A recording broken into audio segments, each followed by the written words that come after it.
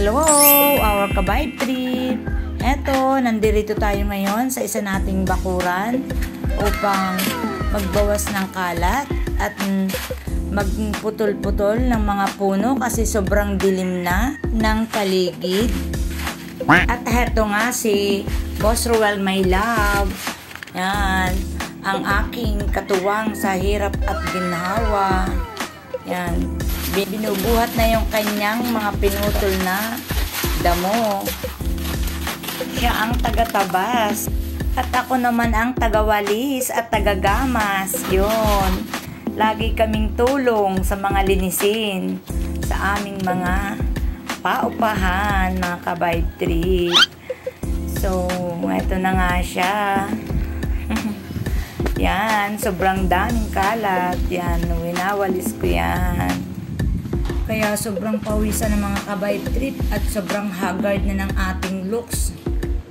At heto nga, nakakapag-joke pa si Boss Ruel, my love, sa kabila ng pagod.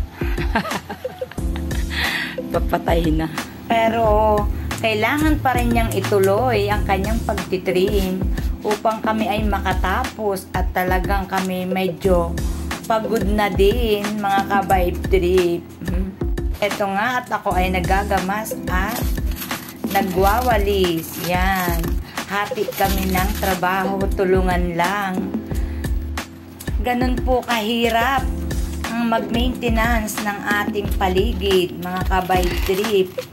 Pero halo po ang saya at pagod. Yan, sa bagay, mga ka-vibe trip, kung wala namang hirap, walang ginhawa. So okay lang na tayo ay medyo maghirap upang may ginhawa, mga ka-vibe trip, tayong matanggap, di ba?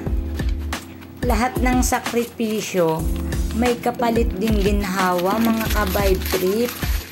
Tulad din ng ating kapaligiran na kapag ka makalat ay nakaka-stress at pagod ang hatid.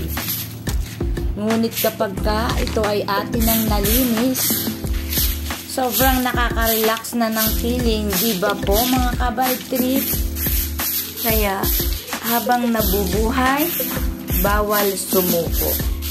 Tuloy lang, laban lang. Kung napapagod, maaring magpahinga, ngunit di ka pwedeng sumuko upang marating ang liwanag ng ating buhay. Yan. Ang ating mga pangarap ay ating makamtan. So, go, go, go. Tuloy-tuloy lang. Bawal ang sumuko, mga ka-vibe trip. Dahil ang sumusuko ay walang mararating.